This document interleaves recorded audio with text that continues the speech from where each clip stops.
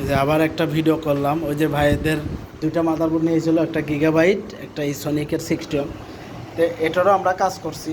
এটারও প্রবলেম ছিল no display, তা আমরা এই যে বায়োস খুলছি, বায়োস খুলে প্রোগ্রাম করছি, এটাও ঠিক হয়ে গেছে। এটা মূলত ছিল বায়োস প্রবলেম, এটা হচ্ছে নো ডিসপ্লে ছিল, বোর্ড অন ছিল কিন্তু নো ডিসপ্লে।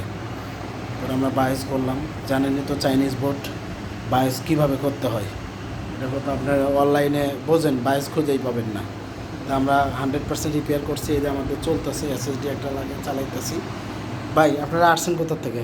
মিরপুর থেকে আসছি। হ্যাঁ, মিরপুর থেকে। মিরপুর থেকে। যাক, আপনি তো দুইটা বোর্ডই তো ঠিক করে দিলাম, কেমন লাগছে? ভালো লাগছে নাকি? ভালো লাগছে, এর জন্য আরেকটা পিসি বানাই নিয়েছি। আর একটা এই মাদারবোর্ড 2 বছর ধরে ফালা রাখছে, এখন আজকে ঠিক করার পরে ভাইরা বলতেছে ভাই একটা কেসিং দিয়ে আমাকে একটা পিসি বানায় দেন, পরে আবার এখন পিসি বানায় দেবো। তা আপনারা এরকম মাদারবোর্ড, নষ্ট মাদারবোর্ড ফালা না রেখে আমাদের কাছে অল্প পয়সায় রিপেয়ার করে নিতে পারবেন।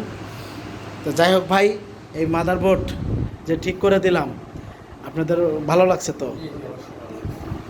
যাক, আবার কোনো প্রবলেম হলে বা আপনাদের যদি আত্মীয় স্বজন বা আপনাদের পরিচিত ফ্রেন্ড সার্কেলে যদি এইরকম প্রবলেম ফেস করে, তাহলে কী করবেন? অবশ্যই আপনারা এখানে নিয়ে আসবেন। তাই যাক, ধন্যবাদ।